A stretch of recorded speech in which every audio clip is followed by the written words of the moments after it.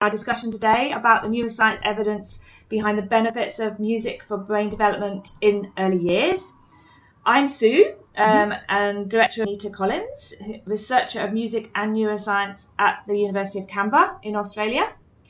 Anita, you've recently completed a worldwide road trip to laboratories studying the effect of music on the brain, and the Boogie Mites team have followed you with interest. So we're really excited for you today. We feel like you're doing such a fantastic job via your Bigger Brains Facebook community and sharing all the latest research about music in the brain. Ever since your inspiring TED Talk in October 2014, we've been following your work with interest. Could you just say a little bit about the projects you're working on and your research generally to introduce yourself to the listeners? Thank you, and thank you for Boogie Mites for following me. It's really nice to know that, I'm traveling all around the world and I'm posting things, and to know there's a community out there that are benefiting from it is just the best thing that I could ever hope for. So currently I'm working on a few different projects, one of which is a book called The Lullaby Effect, which is about introducing new parents to a lot of the research about what their baby is understanding in terms of the music that is going in through their ears, in terms of all the sounds. I'm working on another book which is introducing the researchers that I get the very great privilege of going to visit, getting them to be able to share their work with the world. I'm doing a lot of advocacy. I'm creating a huge number of resources which I hope to release online very soon. There's merchandise in the work. There's all sorts of things to basically just get more of the information out there, as well as get the conversation going, so that, when a kid starts an instrument or when they're attending one of the Boogie Mites sessions or something, then everyone can start talking about how music can develop. I'd like to start by asking you specifically about findings that you've come across regarding music making on the brain development of preschoolers, because obviously I know you look at music effect on the brain throughout life, and Boogie Mites really focus on early years, and in particular for preschoolers in relation to the all-important missions for literacy and maths. In the UK, the government focus is always on maths and literacy scores, and they're looking at academic strategies all the time to improve them. But unfortunately, music and the arts are not given the same priority. And in fact, we've been seeing cuts in music and the arts, and particularly in early years, even though there's so much evidence out there that music could well hold the key to those literacy and math scores. What your thought is on that, and if it's the same in Australia and other places in the world that you visited? I mean, it's very much sort of across the board. We're having this issue that the arts, so because we're doing a lot of standardised testing across literacy and numeracy, because we're not seeing those skills rising in a lot of places, and a lot of the answer is, well, we'll just do literacy and numeracy, and that's not working. And that's why it's it's very much time for new thinking, very much time for this research to come to the fore, I feel, because, one of the most amazing things that I got to talk to one of the researchers was about I said to her, I get the opportunity to ask the crazy question, and I just said, well, I don't quite get the link between music and language. I don't really understand. I understand that music is a language, but how does that help us speak? Like, I couldn't, and I said, please explain it to me. And she was very gracious and very wonderful in her explanation. But the thing that got me when she explained it was actually talking about disadvantaged kids. So kids who grow up in any level of disadvantage. And they always have language delays, they always have reading delays, all these sorts of things. So studying those kids actually helps us understand that question of how music and language are connected. And what was most interesting is she said it simply comes down to this. A kid who's grown up in disadvantage, when we test their ability to hear the same sound the same every time, they don't hear sounds the same way possibly 60% of the time.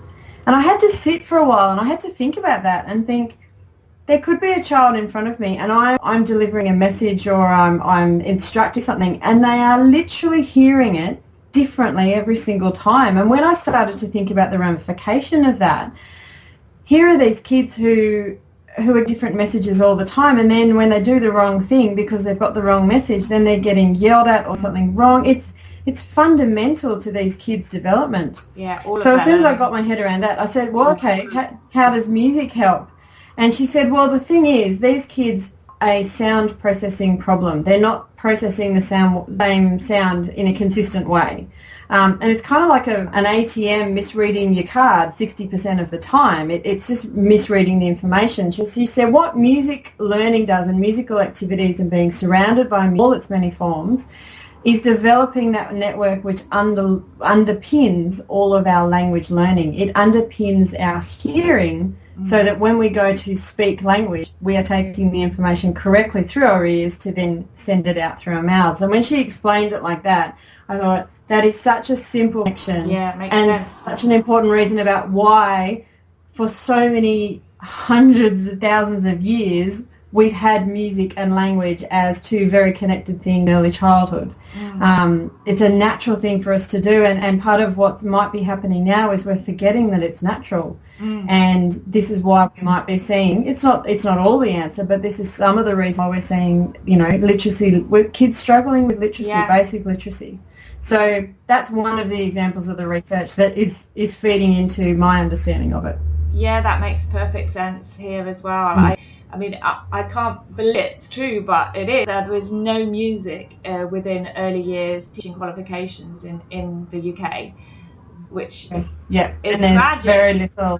Yeah, there's very little in Australia too, and there's very little in the US. Yeah. And I'm not sure about Canada, but I'm pretty sure it's exactly the same thing. The other thing that feeds into it, which again I didn't put two and two together, is our world is noisier than it's ever been. Yeah. Which means our sound processing networks are working harder than they've ever had to. Yeah. And by not concentrating on the very activity that develops sound processing, we're not preparing the kids for all the noise and all the processing stuff they're going to have to do through their lives. So it's that simple, it's so simple and yet so beautiful and elegant. And music teaching and learning is such a good, simple, well-rounded answer to that. Yeah, absolutely. Because it's fun as well. So it's not as if the children are being forced to do something that is not natural. They love it. They love it. Yeah, we saw this quite some years ago where we started out as a team of teachers going in once a week regularly to nurseries, and then having done all the reading on the neuroscience and child development, we realised that by far the more effective approach would be that we train those practitioners who understand early child development, who are with the children all day, every day, and they can bring music in all day, every day. And so very much gone down that route, finding that it's a big gap that we're able to contribute to. It's a win-win. There's nothing that takes away from that other than the absence of music in the everyday life of children and adults. Yeah, absolutely. So that kind of leads into the National Strategy for Letters and Sounds, which is followed in the UK since 2006. Because I believe that that's recently been rolled out in Australia. Are you aware of that? I know that it's in Western Australia. We very run by our state's so this is the first time we've had a truly prescriptive Australian curriculum. Right. So it'll take some years before things get rolled out across the country. But yes, I know that there are lots of different ways of approaching it and lots of pockets of brilliant, wonderful practice that is using music in the very early or the pre-literacy stages of learning. Okay, that's interesting because we've got Vanessa in Perth who found Boogie Mites online, and because she was looking for resources to support Letters and Sounds Phase 1. So Phase 1 being building strong foundations for literacy, and the research that was done by the Rose Report that contributed to the development of this strategy was very much recognising that music played an important part in developing those strong foundations, but didn't prescribe anything other than what they're already doing in the games and activities. And so Vanessa's been training teachers in Perth to know if it was going to roll out across Australia. Phoneme awareness, which is what Phase 1 is all about, because they recognise that from research that children who have very strong phoneme awareness when they start school are going to really fly with their phonics and phases 2 to 6 very much more easily. Do you know of any specific studies that look? Oh, huge number of studies. Yeah, I guess. Yeah, because it's the very basic building block of pre-literacy. So this whole being ready to become a wonderful period that we have a lot of the time in preschool, but usually between the ages of 3 and 5. Is a phenomenal area for developmental psychologists and neuroscientists as well in that area.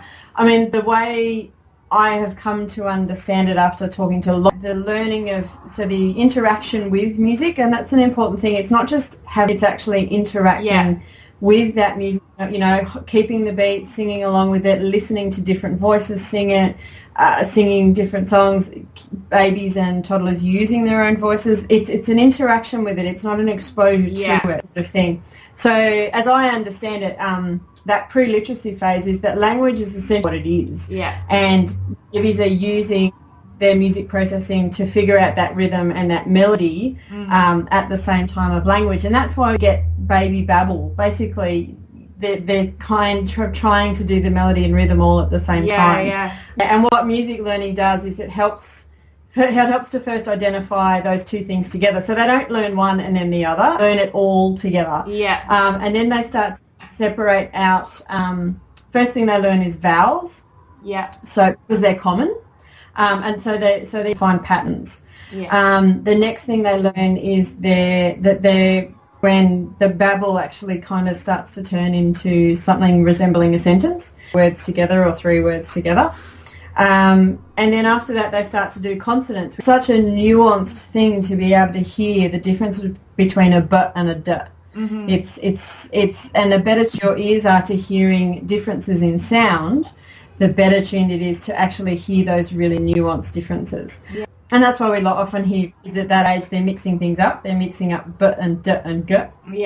And then they start, and then all they're doing is practicing. So it's something called synchronicity, in that they're synchronizing what they're hearing in their head with the sound that their mouth is making, that they're then hearing back in their head again. So it's like this wonderful cycle that's going around in circles, informing everything that's going on. And through that whole process is basically just a complementary experience to all these other things that are going on inside their heads, which we can't see. We can't see the processing. So all what we need to do is provide that rich environment of sounds and working with sounds that allows them to then sort out all these different parts of language that they need to be able to then speak fluently, because when you can speak fluently, you can then understand how to transfer that reading fluently to actually looking at a symbol and going, oh, that's that sound. Oh, you explained that so well. That all makes perfect sense. And the other thing is that the other amazing benefit is that not only are we creating strong literacy foundations, but also maths foundations. And you talked about the patterns, which is obviously a basis for mathematical thinking. Is there anything else you'd like to say about what you found about maths? It's interesting. Direct connection, the easy connection is to go, music is all about the division of time, which is really fractions, and so therefore it must be maths. And while absolutely that's true, what's been found, and for me is much more exciting, is that yes, it's good for processing maths, but it's actually good for processing across the board. So it's basically music training, particularly when they're early, wires correctly and effectively from the start. So it's like putting a machine together the right way the first time. And by doing that, then they're basically completely prepared for learning. They're completely ready to take in new things, whatever that might be. It could be understanding what air is, or it could be understanding how the world was made, or their place in all those really difficult concepts. They're using that well-wired brain to understand it. So guess while maths is part of that, it's actually much, much bigger. Much bigger than it's the whole of learning. We put together a Boogie Mites maths program, which I must show you at some time, and we were trying to link it to the EYFS. So we have the early years foundation stage in the UK. That's our curriculum. We were looking at their learning goals and linking it all in. And just as you said, I mean, at the end of the day, we realised, well, actually, it's not just about those individual links where we're bringing in positional language and shapes and so all the things that are recognised as maths, but it's creating just the way of thinking through patterns and sequences and creating a strong basis for learning generally. That is what it's all about. And it's that truly plastic brain that is a continual learner Yeah. and someone who can integrate new knowledge quickly and connect it to an older piece of knowledge that they have, and then say, oh, does this match? Is this different? Does this add on to it? It's everything that any employer is searching for. It's anything that any independent adult is able to do. Yeah. It's right from the beginning. And as we know, sometimes when we put IKEA furniture together the wrong way the first time, which ultimately happens, Yeah. you know, it's harder to take it apart and put it back together again. In some way, a simple kind of way, a child's brain is a bit similar. If it's rewired a little bit strangely or a little bit ineffectively from the start, it's far harder to fix that problem rather than get it set from the start, put all the right screws in the right place. It's harder, but it is possible, and that's something we come across in our adult training, because we're very often met by practitioners who say, oh, I can't sing, I've got no sense of rhythm, and so we have to persuade them that, you know, they can change that, they can improve their sense of melody and rhythm, and by daily practice, and we quite often have them come back to us and say, you know, I'm now confident in music. You were right. You know, it's just that daily practice, and we can all improve our musicality and enjoyment of music. And I think where I do that with my my pre-cert teachers that I teach as well. I mean, they walk in and they say, "You're not going to make me sing." I go, "Oh, you're singing in 5 minutes time." And they're frightened about it, and I believe it's a misconception that lives about what musical talent is, this concept that we're born with it and we're not born. So much of the research has now shown us that we all have a predisposition for music, born with it, because we actually have to use that to learn how to speak. So by the fact that most of us learn how to speak, we must be born musical. Which is that I find that a beautiful way of looking at then it's about the experience, the opportunities we have in life to have those. Our brain is plastic the whole way through our life. It doesn't stop. So we can when we are older, but it actually isn't. It's just that we get out of the learning process. We get out of the learning space of what learning actually feels like. And I think that's, adults, any adult can learn it at any time at player, and I've done it specifically to remind myself what it is to be a learner. Oh, good luck. That's great. So much fun. I'm so you have to be born with the talent, because we're trying to dispel that, and we are always shouting, you don't have to be a musician to lead music in early years.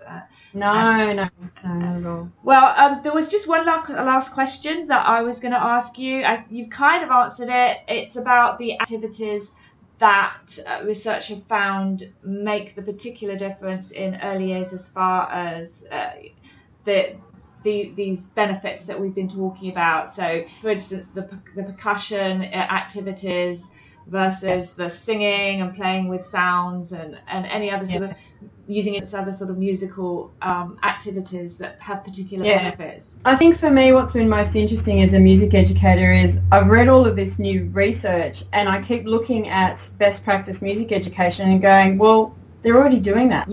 And part of it is we've had centuries of trial and error to figure out what good music education actually is. And a lot of this research is not saying you need to do it differently. It's actually saying what you're doing. Do more of it. So a lot of it is about, just the simple stuff that we see to kids, which is about keeping a steady beat.